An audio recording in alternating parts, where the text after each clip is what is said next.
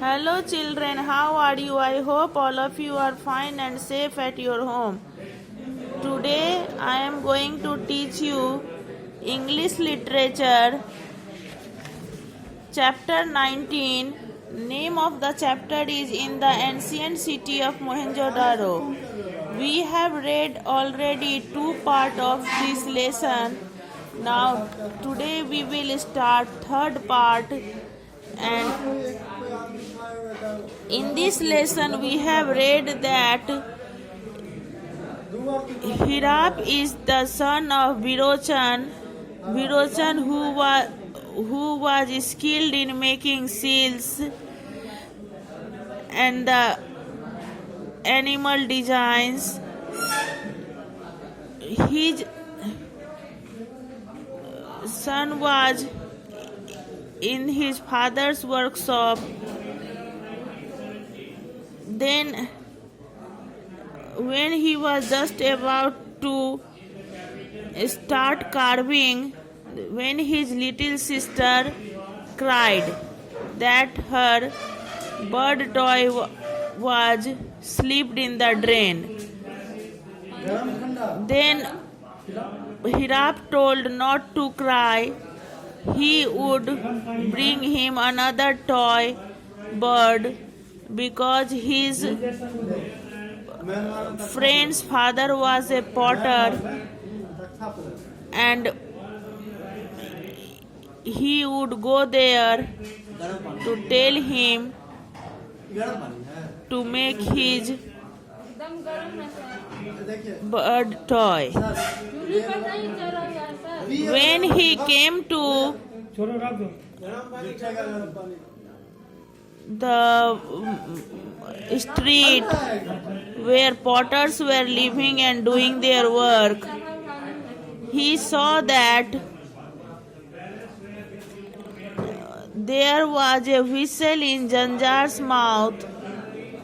Then Sandip and Hirap's sister cried out that it was her bird. She told that Janjar had taken her bird in his mouth. Then Janjar proudly showed them his special whistle. Though it was made of a tube of baked clay like that of the other toys, it was in the shape of a bird. There was a voice at the door. It was Jebar, the nephew of a prosperous merchant who traded with distant lands. Jebar was the nephew of a prosperous merchant. Prosperous merchant means rich merchant who did business with distant land. Distant lands means far away lands. You should see the fine necklaces my uncle gets from the goldsmith, he boasted. He spoke proudly that you could see the fine necklaces which his uncle brought from the goldsmith. He takes them far away to another river valley where the people build great stone monuments in the desert.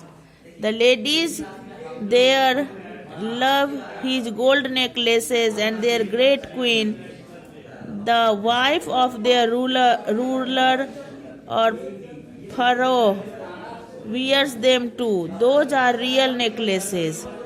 Beads of stones and wood are just as pretty as those of gold, retorted Hirap and Janjar angrily. When Jebar was appreciating the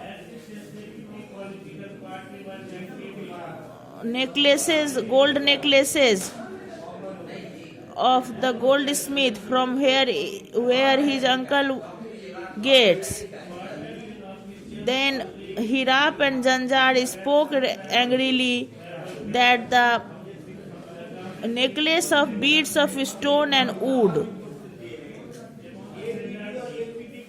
are also as pretty, as beautiful as those of gold. Janjar's mother heard the raised voices and came out. She was wearing a simple cotton skirt and had copper bangles on her arms and wrists.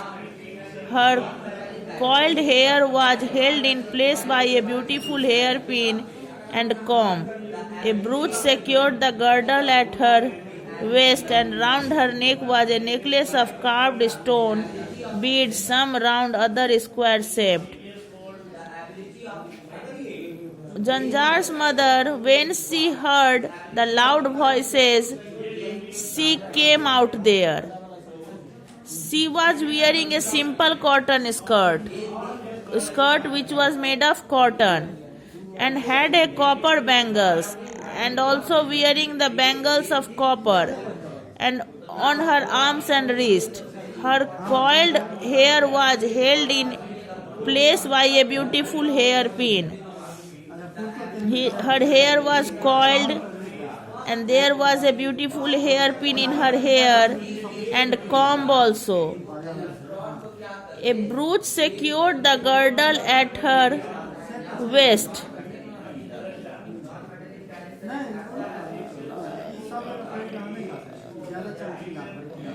A brooch was there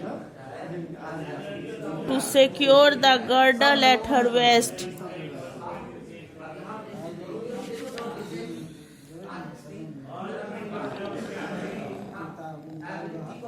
Brooch means a piece of jewelry with a pin at the back that can be fastened to a cloth. And girdle means an article of dress encircling the body, usually at the waist.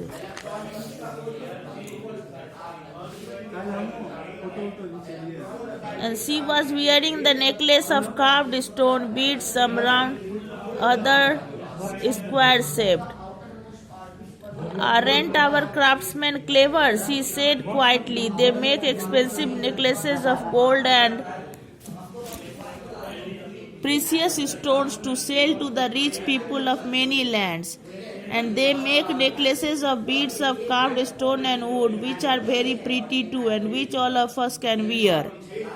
She told that they make necklaces of gold and precious stone to sell to the rich people of many lands, and also they make the necklaces of beads and carved stones and wood, which are owned by the common people.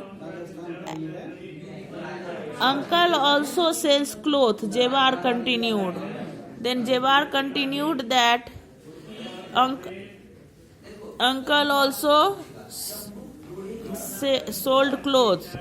He takes it by sea, and as soon as our ships arrive at the port of Punt, the merchants gather round eagerly to buy our ornaments and soft cotton cloth.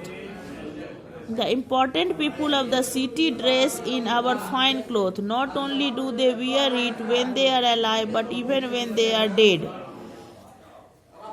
He is appreciating the cloth that the important people of city dress in their fine cloth. Not only when they are alive, when they are dead also they wear that cloth. You do tell tall stories, Jewar exclaimed. Janjar Hirap intervened. What he says is true. The people of that land have a strange custom. My uncle told me that when a great man dies, they preserve the body, they wrap it in soft cloth and put it in a big grave in the sand or in rock.